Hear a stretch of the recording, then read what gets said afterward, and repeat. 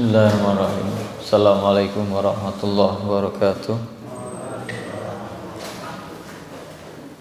Innal hamdalillah nahmaduhu wa nasta'inuhu wa nastaghfiruh wa na'udzu billahi min syururi anfusina wa min sayyiati a'malina. May yahdihillahu fala mudhillalah wa may yudlil fala hadiyalah. Asyhadu an la ilaha illallah wahdahu la syarikalah wa asyhadu anna Muhammadan abduhu wa rasuluh la nabiyya ba'dah. Alhamdulillah, segala puji hanya bagi Allah yang telah memberikan kita nikmat hidayah, inayah dan segala nikmat kesehatan, nikmat keluangan waktu, nikmat semangat ibadah. Semoga ini menjadi bekal kita untuk menghamba, untuk mentaati Allah Subhanahu wa taala. Salawat dan salam kita sampaikan kepada Nabi kita Muhammad sallallahu alaihi wasallam, yang karena perjuangan beliau kita menjadi hamba-hamba yang beriman, hamba-hamba yang mempunyai peluang untuk menggapai keridhaan Allah Subhanahu wa taala. Maka hendaknya kita mencontoh perilakunya, meniru akhlaknya, mentauladani ibadah dan muamalahnya, sehingga menjadi manusia yang baik, berguna bagi sekitarnya. Alhamdulillah, kita masih dalam lindungan Allah Subhanahu wa taala, dalam berkumpul dalam ketaatan karena Allah Subhanahu wa taala, dan dalam majelis yang sangat mulia yang digambarkan dalam sebuah hadis Nabi Muhammad SAW bersabda, "Wa majtama'a qaumun fi baitin min buyutillahi yatluna kitaballah wa yatadarasunahu bainahum illa nazalat alaihimus sakinah wa ghasyiyatuhumur rahmah wa haffathumul malaikah wa dzakarahumullahu fi man indah wa man bata'a bihi amaluhu lam yusri' bihi nasabuhu." Dan tidaklah berkumpul suatu kaum fi baitin, dalam satu rumah, min buyutillah, dari rumah-rumah Allah. Nah, kita dalam rumah, musola atau masjid, salah satu dari rumah Allah. Posisi kita sesuai dengan hadis ini, fi baitin min buyutillah. Lalu apa yang kita lakukan di sini? Yatluna kitaballah, kita membaca ayat-ayat Allah dari kitab Allah, dari Al-Qur'an. Kemudian wa yatadarasunahu bainahum, kemudian saling mempelajarinya, saling mengajarkan satu dengan yang lain, untuk menjadi modal bagi kita, untuk menjadi amalan dalam kehidupan sehari-hari kita. Dalam posisi yang demikian ini, maka diberi karunia yang sangat luar biasa oleh Allah Subhanahu wa taala. Illa nazalat alaihimus sakinah, akan diberi ketenangan, turun ketenangan bagi mereka yang dalam majelis tersebut. Wa ghasyiyatuhumur rahmah, dan diliputi dengan kasih sayang Allah Subhanahu wa taala, menggapai keridhaan Allah Subhanahu wa taala. Wa haffathumul malaikah, malaikat turun meliputi, menemani, mendoakan orang-orang yang menuntut ilmu ini. Wa dzakarahumullahu fi man indah, Allah Subhanahu wa taala menyanjung-nyanjung orang yang di dalam majelis ini, menyebut-nyebutnya, membangga-banggakannya di majelis yang isinya para malaikat di sisi Allah Subhanahu wa taala. Inilah keutamaan yang bisa kita raih dengan majelis-majelis ilmu seperti ini. Wa man bata'a bihi amaluhu, barang siapa yang memperlambat amalnya, atau amalnya itu sedikit, atau amalnya ini tidak berkualitas, lam yusri' bihi nasabuhu, tidak akan mempercepatnya, tidak akan menjamin keselamatannya nasabnya. Gak ada gunanya nasab, keturunan siapa, anak siapa, cucunya siapa di hadapan Allah Subhanahu wa taala. Bahkan Nabi sallallahu alaihi wasallam bersabda kepada anaknya sendiri, "Ya Fatimah, salini min mali masyiti. Wahai Fatimah, minta, boleh kamu minta kepadaku apa yang ada dalam hartaku, semua sesuai keinginanmu. Tetapi aku tidak bisa menjamin keselamatanmu kelak di hadapan Allah Subhanahu wa taala. La ughni anki minallahi syai'a. Aku tidak bisa memberikan jaminan keselamatan apapun bagimu kelak di hadapan Allah Subhanahu wa taala. Maka selamatkan dirimu sendiri dengan beriman dan beramal soleh kepada Allah Subhanahu wa taala. Ini tentang majelis yang kita laksanakan. Selanjutnya kemarin kita sudah sampai di ayat pertama, baru membahas dari surah Al-Baqarah ayat yang pertama. A'udzubillahi minasyaitonirrajim. Bismillahirrahmanirrahim. Alif lam mim. Baru alif lam mim kemarin. Bagaimana arti dan maknanya? Ada yang mengatakan artinya wallahu taala a'lam. Ternyata ini termasuk ayat-ayat mutasyabihat yang ilmunya hanya dimiliki oleh Allah Subhanahu wa taala. Gak ada seorang pun yang bisa mengetahui arti dan maknanya. Tapi sebagian yang lain mengatakan pasti ada maknanya. Kalaupun kita tidak tahu maknanya, maka ada hikmahnya. Dan hikmahnya diantaranya adalah Allah Subhanahu wa taala seakan-akan ingin menyampaikan, ini loh, Al-Quran ini terdiri dari huruf-huruf hijaiyah. Alif, lam, mim, kaf, ha, ya, ain, sin, ra, dan lain sebagainya. Yang kalian sehari-hari mengucapkannya. Kalian menulis syair dengannya. Kalian berkata-kata. Kalian menggubah syair dan puisi. Tetapi kalian tidak akan bisa untuk mendatangkan semisal Al-Quran ini. Bahkan dalam surat yang pendek pun kalian tidak akan bisa. Ini mukjizat, tantangan dari Allah Subhanahu wa taala. Maka ini bukan rekayasa Nabi Muhammad SAW, bukan hasil karya dan budaya, bukan hasil kecerdasan seorang Nabi Muhammad SAW, bukan karangannya, bukan ajaran juga dari orang lain. Karena Nabi seorang ummi, tidak bisa membaca, tidak bisa menulis. Maka kita insya Allah malam ini akan melanjutkan ayat berikutnya, ayat yang kedua.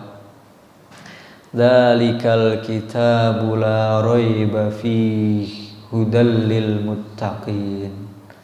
Ini bacaan pertama. Bacaan yang kedua, dzalikal kitabu la raib fihi hudal lil muttaqin. Boleh dua-duanya. Dua-duanya boleh. Yang pertama, dzalikal kitabu la raiba fihi hudal lil muttaqin.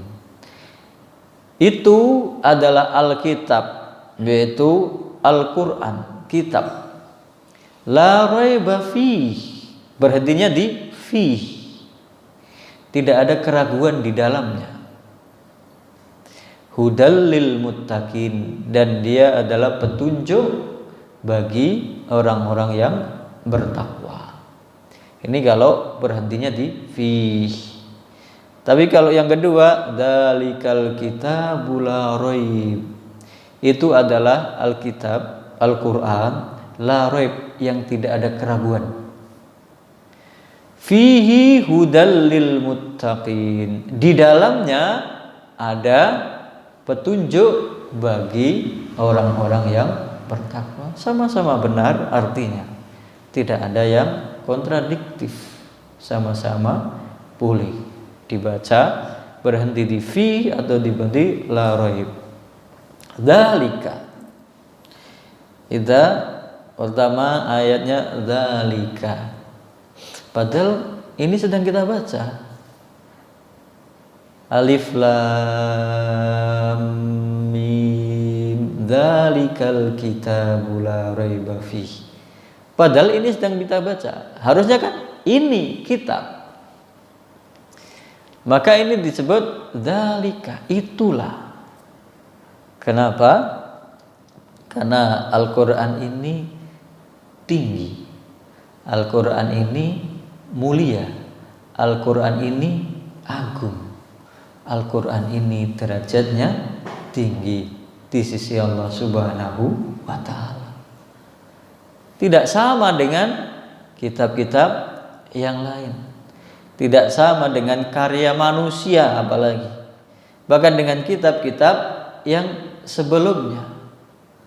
Makanya dzalikal kitabu, itulah Alkitab,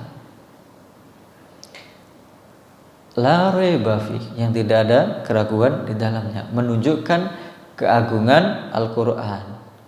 Kenapa? Karena Al-Qur'an ini yang dimuliakan oleh Allah Subhanahu wa Ta'ala. Kalau di dalam surah Al-Buruj, bal huwa Qur'anum Majid fi lauhim mahfuz.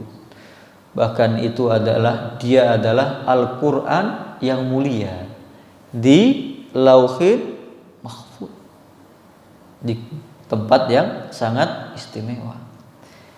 Kalau di surah Al-Waqiah, innahu laqur'anun karim fi kitabim maknun la yamassuhu illal mutahharun. Innahu, dia sesungguhnya dia laqur'anun karim, Quran yang mulia, fi kitabim maknun, di dalam kitab yang terjaga, yang dijaga di sisi Allah Subhanahu wa Ta'ala. Di mana? Di lauhil mahfuz. Tidak boleh ada yang menyentuhnya kecuali yang disucikan, para malaikat. Maka Al-Quran ini mulia. Dzalikal kitabu, Alkitab. Al-Quran ini yang dimaksud adalah Al-Quran. Al-Quran itu dari bahasa, secara bahasa adalah qara'a yaqra'u Qur'anan. Qara'a itu apa? Membaca, telah membaca. Yaqra'u sedang membaca. Qur'anan sesuatu yang dibaca. Al-Quran ini adalah bacaan. Tapi di sini dzalikal kitabu. Alkitab dari kataba yaktubu katban. Kataba sudah menulis, yaktubu sedang menulis. Kitab sesuatu yang ditulis. Tapi kitab juga bermakna sesuatu yang dikumpulkan atau sesuatu yang diputuskan, yang diwajibkan. Kemarin kita di bulan Ramadan hafal dalilnya, ya ayyuhalladzina amanu kutiba alaikumussyam kama kutiba alal ladzina min qablikum la'allakum tattaqun. Kutiba, telah diwajibkan. Nah, bisa juga dimaknai dengan telah dikumpulkan. Kitab itu adalah kumpulan lembaran-lembaran yang dibukukan, maka menjadi kitab. Kalau satu lembar bukan bentuk kitab, tapi kalau berlembar-lembar dibukukan maka menjadi kitab. Maka Al-Quran ini apa yang dibaca, yang dihafal di dalam pikiran, dalam hati manusia, juga yang ditulis, yang dibukukan dalam bentuk fisiknya. Dzalikal kitab. Dan mengumpulkan di sini ada yang menafsirkan semua hukum-hukum yang dari kitab-kitab yang terdahulu itu semua dikumpulkan, dijadikan satu, diberlakukan sampai kelak di hari kiamat di dalam Al-Quran. Kemudian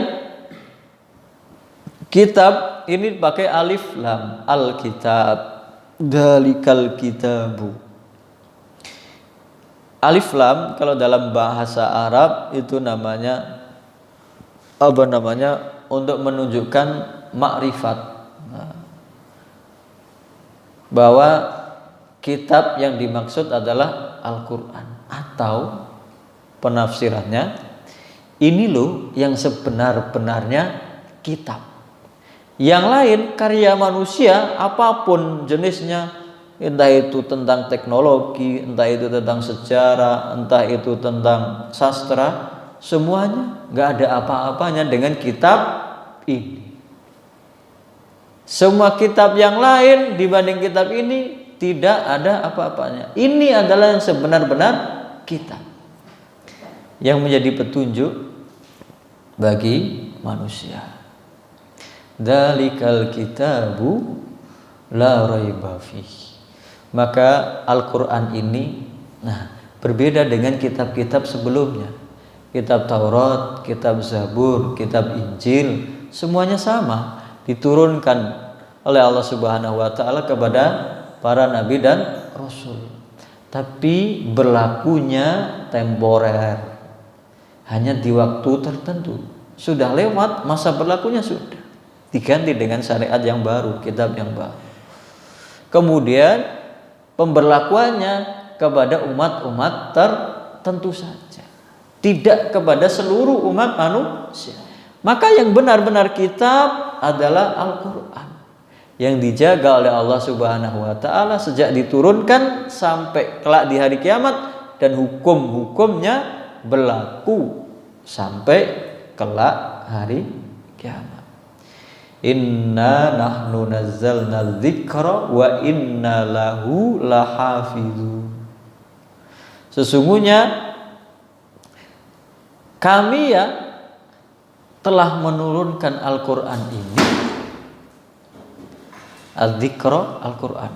Maka ada beberapa nama lain dari Al-Quran.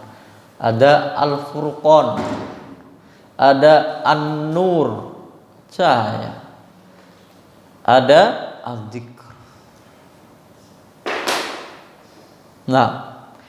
Inna nahnu nazzalna dzikra wa inna lahu lahafidun. Sesungguhnya kami yang menurunkan Al-Quran ini, dan kami pula yang akan menjaganya. Dijamin oleh Allah Subhanahu wa taala tidak akan pernah berubah, tidak akan bisa dimanipulasi, ditambahi, dikurangi, dihilangkan, apalagi diselewengkan. Tidak akan bisa, karena sudah tersusun dengan rapi, dengan tepat, dengan presisi. Dzalikal kitabu la raiba fihi. La raiba fihi, tidak ada keraguan di dalamnya.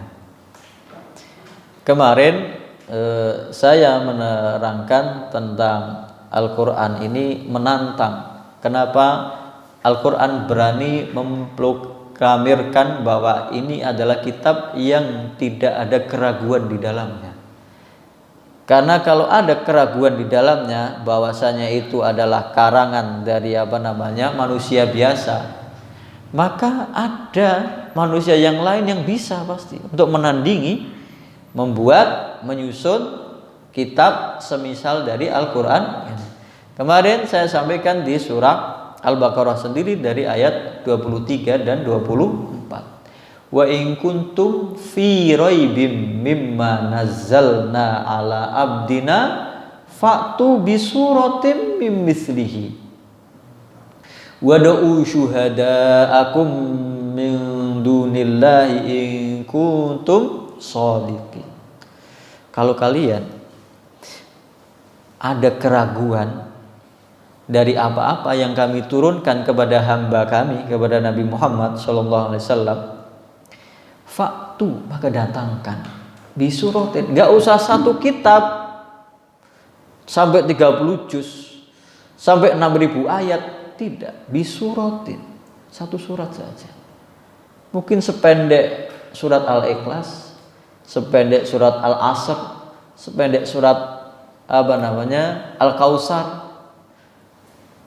Kalau kamu memang mengatakan Al-Quran ini karya manusia, coba kamu datangkan, kamu buat satu surat saja, mimmislihi, yang semisalnya. Dan tantangannya bukan satu lawan satu. Tidak. Tantangannya satu lawan semua. Wad'u syuhada'akum min dunillah. Kamu boleh manggil teman-temanmu, penolongmu, sekutumu yang bisa menolongmu, tapi selain Allah Subhanahu wa ta'ala. Semuanya. Jin manusia kumpul jadi satu, datangkan buat satu surat saja. Kalau kamu ragu-ragu bahwa ini adalah karya manusia, ini adalah kalamullah. In kuntum shodiqin, kalau kamu memang benar anggapanmu itu. Kemudian fa illam taf'alu walan taf'alu, kalau kamu nggak bisa, dan pasti kamu tidak akan bisa. Fattaqun naral lati waquduhan nasu wal hijarah uiddat lil kafirin. Maka takutlah kalian kepada api neraka yang bahan bakarnya dari manusia dan batu, yang dipersiapkan bagi orang-orang yang kafir. La raiba. Ini masalah tantangan dari membuat. Nah sekarang tantangan, kalau tidak ditantang juga. Cari kelemahan, cari kesalahan, cari kontradiksi yang ada di dalam Al-Quran. Boleh. Maka orang-orang orientalis, orang-orang yang ingin mencari kelemahan Al-Quran atau kelemahan agama Islam, mereka mencari apa yang ada di dalam Al-Quran ini untuk diungkap kesalahannya, dan dari sastranya, dari urutannya, dari artinya, dari fakta. Al-Quran kan berbicara berbagai hal, berbicara tentang sejarah, tentang umat-umat yang lampau. Bagaimana Al-Quran mengisahkan tentang sejarah Nabi Adam, Nabi Nuh alaihissalam, Nabi Adam alaihissalam, Nabi Ibrahim alaihissalam, Nabi Isa, Nabi Yakub, Nabi Yusuf, dan semuanya. Dan umat-umat yang terdahulu yang sudah dibinasakan. Itu semua fakta sejarah yang disampaikan di dalam Al-Quran. Kalau kamu memang mau mencari kesalahan, buktikan kalau fakta itu salah. Dan tidak ada yang bisa membuktikan. Atau dari makna. Al-Quran tidak hanya bicara tentang sejarah, Al-Quran bicara tentang hukum, bahkan bicara tentang masa depan, bahkan bicara tentang teknologi dan ilmu pengetahuan. Agama Islam tidak membatasi umatnya, dilarang untuk mempelajari ilmu dan teknologi, bahkan dianjurkan. Kemudian di dalam Al-Quran ada ayat-ayat yang berbicara tentang ilmu pengetahuan dan teknologi. Kalau kalian mau cari kelemahannya, silahkan kalian bandingkan ilmu yang ada di dalam Al-Quran ini apakah sesuai atau tidak dengan ilmu pengetahuan yang paling canggih sekalipun. Al-Quran 14 abad yang lampau di dalam surah Al-Hajj menyebutkan, surat Al-Hajj ayat 5, tentang urutan penciptaan manusia di dalam rahim kandungan ibunya. Ya ayuhan nasu in kuntum fi raibin. Lagi-lagi wahai manusia, kalau kamu ragu-ragu minal ba'si, dari akan adanya hari kebangkitan, hari kiamat, fa inna khalaqnakum, maka sesungguhnya kami menciptakan kalian min turabin, dulu ada diciptakan dari tanah, summa min nutfatin, kemudian jadi dari air mani, summa min alaqah, kemudian dari sesuatu yang menempel, summa min mudghah, kemudian dari sesuatu yang menggumpal, mukhallaqatin wa ghairi mukhallaqatin liyubayyina lakum, yang berbentuk dan tidak berbentuk, untuk menjelaskan kepada kalian urut-urutan pembentukan terjadinya janin embrio di dalam rahim manusia disebutkan di dalam Al-Quran 14 abad yang lampau. Belum ada mikroskop, belum ada sinar X, belum ada teknologi USG zaman sekarang. Tetapi ternyata ayat ini mendahului ilmu dan teknologi yang dicapai oleh manusia pada waktu itu. Ayat ini baru terbukti di tahun-tahun belakangan 1900-an. Ketika manusia sudah mempunyai teknologi sinar laser, sinar X, mikroskop tentang embriologi, dan fakta itu semuanya benar. Ayat yang sama itu ayat surat Al-Hajj ayat 5, surat berikutnya surat Al-Mu'minun sama isinya. Dari ayat ke-12 sampai 15. Walaqad khalaqnal insana min sulalatin min tin. Sesungguhnya kami menciptakan manusia dari tanah liat. Tsumma ja'alnahu nutfatan fi qararim makin. Kemudian kami jadikan dia setetes mani di suatu tempat yang kuat, rahim. Tsumma khalaqna nutfata 'alaqatan. Fa khalaqnal 'alaqata mudghatan. Fa khalaqnal mudghata idhaman fa kasawnal idhama lahma. Tsumma ansha'nahu khalqan akhar. Fadabarakallahu ahsanul khaliqin. Kemudian kami jadikan nutfah itu, sperma itu alaqah, sesuatu yang nempel. Kemudian kami jadikan alaqah ini menjadi mudghah, sesuatu yang menggumpal, segumpal daging, segumpal darah. Fa khalaqnal mudghata idhaman, kami jadikan dari mudghah ini, gumpalan ini, tulang. Setelah ada tulang, fakasawna, kami tutup. Kiswah itu pakaian. Kami tutup fakasawnal idhama lahma, tulang itu dengan daging. Tidak langsung kulit, daging dulu. Tsumma ansha'nahu khalqan akhar. Kemudian kami bentuk menjadi makhluk yang lain. Sudah berbentuk telinganya, tangannya, kakinya, kepalanya. Kemudian fatabarakallahu ahsanul khaliqin. Maka Maha Suci Allah sebaik-baik pencipta. Ini dari teknologi. Al-Quran berbicara tentang tidak hanya teknologi, tidak hanya tentang sejarah, berbicara tentang masa depan. Apakah bisa dibuktikan apa yang dibicarakan oleh Al-Quran ini atau tidak? Yang dibicarakan oleh Al-Quran ini apakah bisa dibuktikan secara nyata atau tidak? Nah, Al-Quran ada ya sama, awalnya adalah alif lam mim. Surat Ar-Rum. Ghulibatir Rum fi adnal ardi wa hum min ba'di ghalabihim sayaghlibun. Surat Ar-Rum ini surat Makkiyah, diturunkan di periode Mekah.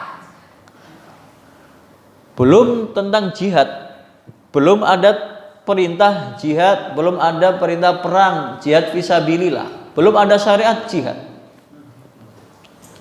Alif lam mim, ghulibatir Rum, telah dikalahkan bangsa Romawi. Zaman itu, zaman Nabi sallallahu alaihi wasallam, ada dua negara adikuasa yang berkuasa zaman itu, yaitu Persia dan Romawi. Persia penyembah api. Majusi di Iran. Itu kerajaan bahkan sampai sekarang peninggalannya, benteng-bentengnya, taman-tamannya masih bisa dilihat. Romawi, ini negara adikuasa yang kedua. Kebanyakan penduduknya ahli kitab, Yahudi dan Nasrani. Maka orang Islam cenderung bela, loyalnya kepada Romawi karena sama-sama mendapat kitab yang samawi yang diturunkan dari Allah Subhanahu wa taala. Walaupun memang sudah dirubah atau ditambahi atau dikurangi. Sudah tidak asli lagi. Nah, ghulibatir Rum, Romawi telah dikalahkan. Yang mengalahkan siapa? Persia. Itu kejadiannya tahun 614 Masehi. Fi adnal ardi wa hum min ba'di ghalabihim sayaghlibun. Di adnal ardi, bumi paling dekat. Ini secara terjemah. Nanti bisa diterjemahkan dengan bahasa yang lain, penafsiran yang lain. Di bumi yang terdekat dari kamu. Jadi Romawi itu di Syam, berkuasa di Syam. Nabi SAW kalau ini periode Makkiyah berarti di Mekah. Syam itu sekarang menjadi 4 negara. Palestina, Yordania, Suriah, Lebanon. Yang paling dekat adalah Yordania yang ke selatan. Fi adnal ardi, di bumi yang paling dekat. Kejadiannya pertempuran kekalahan Romawi waktu itu di Yordania. Wahum mim ba'di ghalabihim sayaghlibun.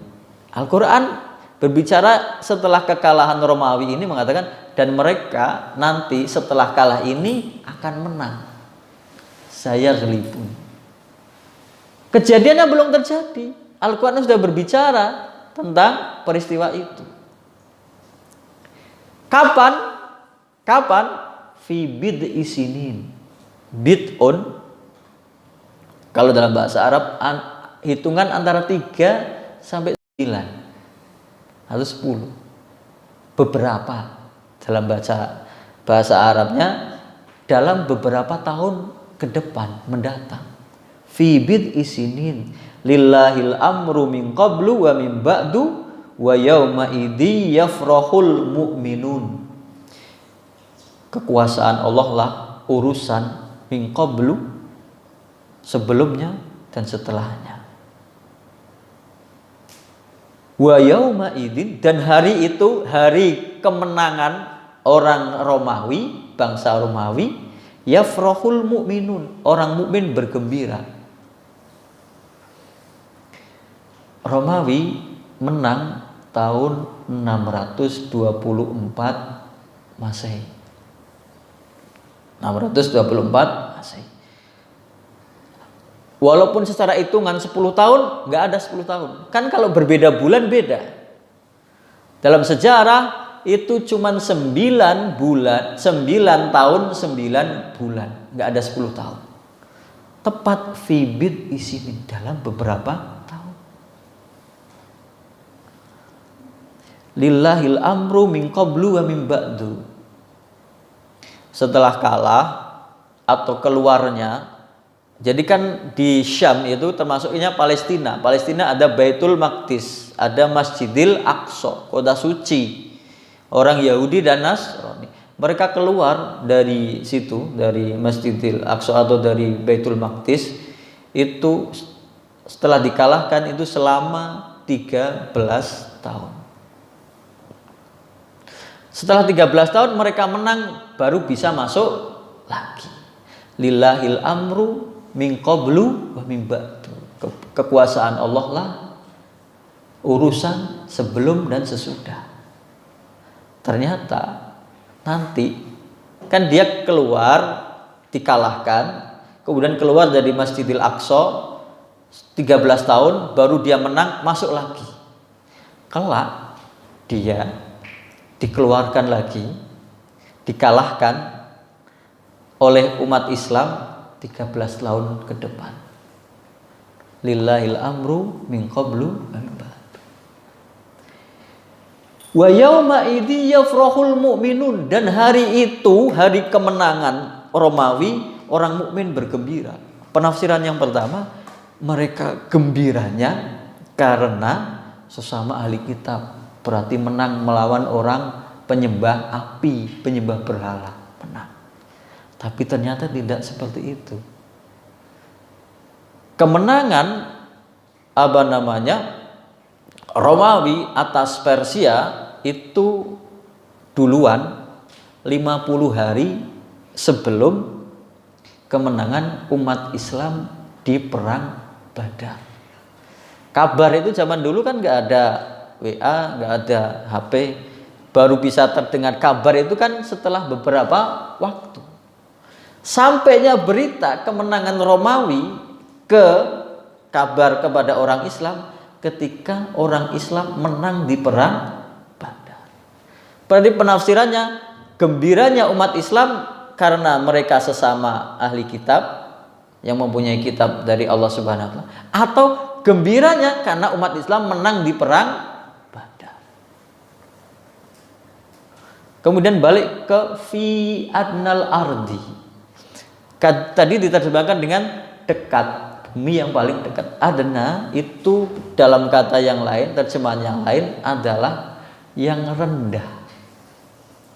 Tempat pertempuran kekalahan antara Romawi dengan Persia itu kejadian di Yordania, di dekat dengan Laut Mati. Itu adalah permukaan tanah daerah bumi yang paling rendah, 440 meter di bawah permukaan air laut. Sebegitu detailnya Al-Quran. Maka ditantang, dzalikal kitabu la raiba fihi hudal lil muttaqin, petunjuk bagi orang yang bertakwa. Hudan, petunjuk. Berarti ada yang ditunjuki, ada kemana dia ditunjukkan, ada tujuannya. Hudan adalah petunjuk yang menunjukkan ketujuan yang pasti, yang jelas, dan menunjukkan jalan yang paling dekat, yang paling cepat, paling lurus kepada tujuan tersebut. Kalau tujuannya itu karangan manusia, bisa berubah-ubah. Dulu kalau ada yang bertanya, mungkin zaman Pak Yono masih muda, Kecamatan Batang di mana? Ditunjukkan ke alun-alun. Karena kecamatan kantornya di sana. Sekarang kalau ditanya kecamatan di mana? Di sini. Karena sudah berubah. Kalau itu tujuan yang ditentukan oleh manusia. Hudan adalah jalan lurus yang paling dekat, yang langsung menunjukkan ke arah tujuannya. Kalau kita ditanya, kalau ada orang bertanya dari alun-alun mau ke Tulis, ke kecamatan Tulis. Kalau ada orang mengarahkan dari alun-alun itu ke utara, Kramalan, belok ke barat sampai Pekalongan, sampai Jalan Imam Bonjol ke selatan, sampai THR, ke barat lagi sampai Pemalang, sampai Pemalang baru masuk tol, baru ke timur lagi sampai pintu tol Kandeman keluar, masuk ke timur lagi sampai Tulis. Itu bukan sirotol mustaqim, muter-muter, belok-belok. Tapi hudan di sini adalah petunjuk yang langsung menunjukkan ke jalan yang paling mudah, paling tepat menuju tujuan. Dan yang menentukan tujuan adalah Allah Subhanahu wa taala, bukan manusia.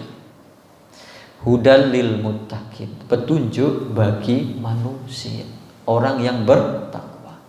Tapi di sini kenapa dikatakan yang kepada orang-orang yang bertakwa? Apakah Al-Quran hanya petunjuk bagi orang-orang yang bertakwa saja? Tidak.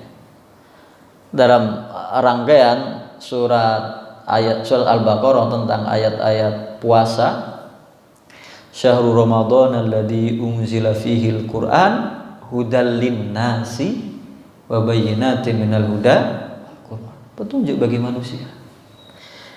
Tapi kenapa di sini dikatakan hudal lil muttaqin? Karena huda, petunjuk itu ada dua macam.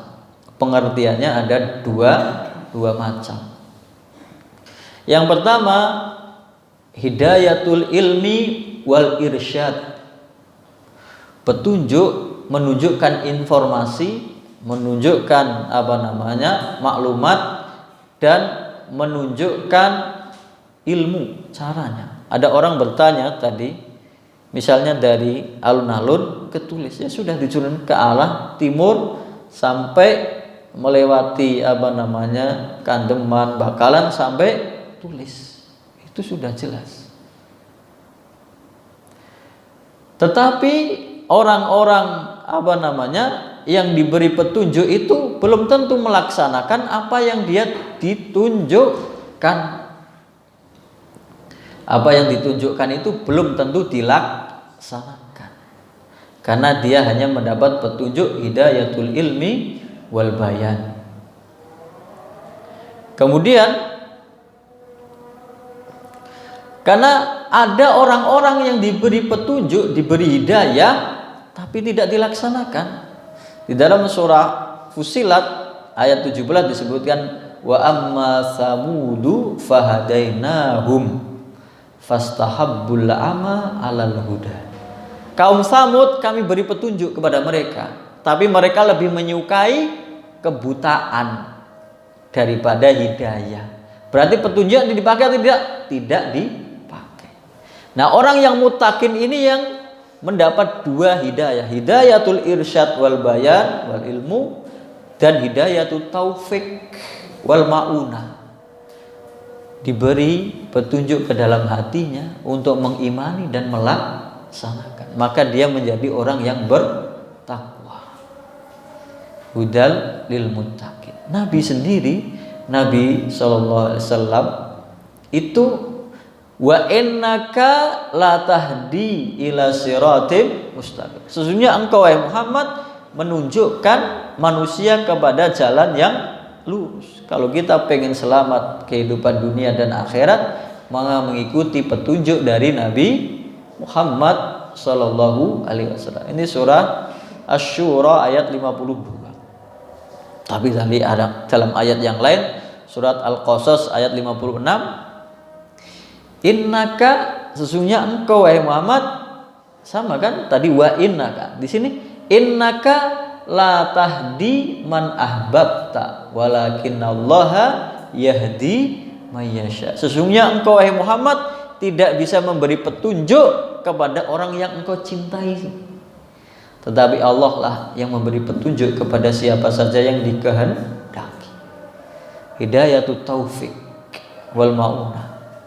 Ini kisahnya tentang paman Nabi Abu Thalib, orang yang paling dicintai Nabi, yang dari umur 8 tahun mengasuh Nabi, memelihara Nabi, mendidik Nabi, melindungi Nabi, sampai Nabi diangkat menjadi Nabi dan Rasul, sampai Nabi menikah umur 25 tahun, sampai Nabi diangkat menjadi Nabi dan Rasul, sampai Nabi berdakwah, dia yang melindungi, tapi dia tidak beriman.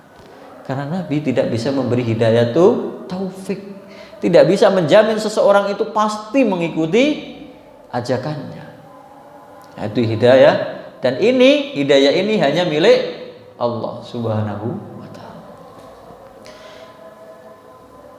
Seperti dalam surat surat Al-Balad, wa hadainahun najdain. Kami beri hidayah, petunjuk bagi manusia itu dua jalan. Terserah kamu milih yang mana. Jalan ketaatan, jalan keimanan, atau jalan kesesatan, jalan kemaksiatan. Terserah kamu pilih yang mana. Wallahu ta'ala alam. Mungkin jeda azan dulu baru kita lanjutkan sebentar, nanti iqamah. Alhamdulillah. Kita lanjutkan lagi, tinggal sedikit. Hudal lil muttaqin, petunjuk bagi orang-orang yang bertakwa. Apakah takwa itu? Siapa orang-orang yang bertakwa itu? Maka dijelaskan nanti di pembahasan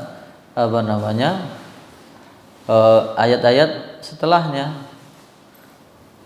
Alladzina yu'minuna bil ghaibi wa yuqimunas sholata wa mimma razaqnahum yunfikun. Tapi sebelum itu penggambaran takwa itu sangat banyak sekali di dalam Al-Qur'an. Taqwa wattaqullaha ya ayyuhalladzina amanu taqullaha haqqa tuqatih wa la tamutunna illa wa antum muslimun. Wahai orang-orang yang beriman, bertakwalah kalian kepada Allah dengan sebenar-benar takwa, dan janganlah kalian mati kecuali dalam keadaan muslim, berserah diri. Ini ya ayyuhalladzina amanu taqullah, bertakwalah kepada Allah. Ada yang menafsirkan takutlah kalian kepada Allah. Bukan takut kepada Allah, tapi takut azab Allah Subhanahu wa ta'ala. Takut kemurkaan Allah Subhanahu wa ta'ala. Kalau yang tadi surat 24 Al-Baqarah, fa ilam tafalu walan tafalu fatakun naro.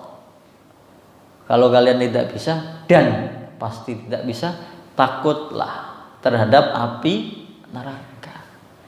Maka takwa itu menjadikan antara kita dengan azab Allah, dengan siksa neraka, dengan kemurkaan Allah Subhanahu wa ta'ala, kita membuat wiqayah, pencegahan, menjauhkan diri dari kemurkaan Allah Subhanahu wa ta'ala. Bagaimana caranya?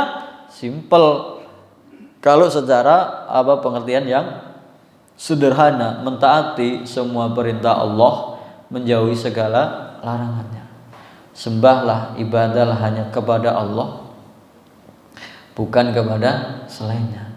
Takutlah kalian hanya kepada Allah, bukan kepada selainnya. Berharaplah kalian hanya kepada Allah, bukan kepada selainnya. Cintailah hanya Allah Subhanahu wa ta'ala, bukan selainnya. Kemudian kalau di ayat yang lain, surah Ali Imran, wasari'u ila maghfiratin mir rabbikum wa jannatin arduhas samawati wal ardu uiddat lil muttaqin. Sama, ini muttaqin. Diterjemahkan bagaimana orang muttaqin ini ciri-cirinya, maka ayat-ayat setelahnya bisa diartikan itu pengertian takwa, bisa diartikan itu ciri-ciri orang yang bertakwa. Sangat banyak sekali. Kalau dalam surat Ali Imran itu, alladzina yunfikuna fis sarra'i wad dharra'i wal kadhiminal ghaidha wal 'afina 'anil nas wallahu yuhibbul muhsinin. Orang-orang yang menginfakkan hartanya dalam keadaan lapang ataupun dalam keadaan sempit, istiqomah dalam berinfak, bersedekah. Alladzina yunfikuna fis sarra'i wad dharra'i wal kadhiminal ghaidha, dan orang yang mampu menahan amarahnya. Wal afina 'anil nas, dan orang yang mampu mau memaafkan orang lain. Wallahu yuhibbul muhsinin, dan Allah Subhanahu wa ta'ala mencintai orang yang berbuat ihsan, berbuat baik. Apa? Sudah disalahi, didolimi, dicurangi, disakiti oleh orang lain, tidak marah, bisa menahan amarah, bahkan dia bisa mengampuni, tapi juga dia bisa berbuat ihsan, berbuat baik, membalas suatu perbuatan buruk dengan kebaikan. Namanya ihsan, dan Allah mencintai orang yang berbuat ihsan. Sahabat Ali radhiyallahu an menerjemahkan atau menafsirkan takwa ini al khaufu minal jalil wal amalu bit tanzil war ridho bil qalil wal isti'dadu liyaumir rahil. Al khaufu minal jalil, takut kepada Allah yang maha mulia. Kan takut kepada Allah. Takutlah kalian dimanapun kalian berada, takutlah hanya kepada Allah Subhanahu wa ta'ala. Takwa bukan hanya di masjid, di musola, bukan hanya di sekolah, tapi di semua tempat. Di rumah, di sekolah, di masjid, di pasar, di tempat kerja. Bertakwalah kalian dimanapun, kapanpun kalian berada. Al khaufu minal jalil wal amalu bit tanzil. Nah, nanti di ayat berikutnya walladzina yu'mina bima unzila ilaika wa ma unzila min qablik wa bil akhirati hum yuqinun. Nah, di antara ciri orang beriman adalah orang-orang yang beriman terhadap kitab-kitab yang diturunkan sebelum kamu dan kitab-kitab yang diturunkan kepadamu dan kitab-kitab yang diturunkan sebelum kamu. Wal amal bit tanzil, mengamalkan apa yang diturunkan oleh Allah Subhanahu wa taala di dalam Al-Qur'an. Yang ketiga, ar-ridho bil qalil, rela, qanaah dengan rizki yang sedikit menurut siapa? Menurut kamu. Ar-ridho bil qalil, qanaah. Maka di situ dalam surat Ali Imran tadi, alladzina yunfikuna fis sarra wad dharra, orang yang selalu berinfak dalam keadaan lapang maupun sempit, ridho dengan apa yang diberikan oleh Allah Subhanahu wa taala. Yang terakhir disebutkan wal isti'dad liyaumir rahil, dan mempunyai persiapan, bersiap-siap, menabung, berbekal liyaumir rahil, di hari perjalanan, perpindahan. Pindahan kemana? Ke akhirat. Orang yang bertakwa yang dia persiapkan adalah kehidupan yang sejati, yang sebenarnya, yaitu kehidupan akhirat. Mungkin ini yang bisa kita sampaikan di kesempatan kali ini. Kurang lebihnya mohon maaf. Wallahu taala alam. Semua yang benar semata-mata dari Allah Subhanahu wa taala, yang salah dari saya pribadi. Astaghfirullah li wa lakum. Kita ada pertanyaan? Tanya jawab sebentar atau langsung iqomah. Nah, hal min soal, silakan kalau ada pertanyaan. Kalau tidak, kita tutup dengan doa kafaratul majlis. Subhanakallahumma wa bihamdika asyhadu an la ilaha illa anta astaghfiruka wa atubu ilaik. Assalamualaikum warahmatullahi wabarakatuh.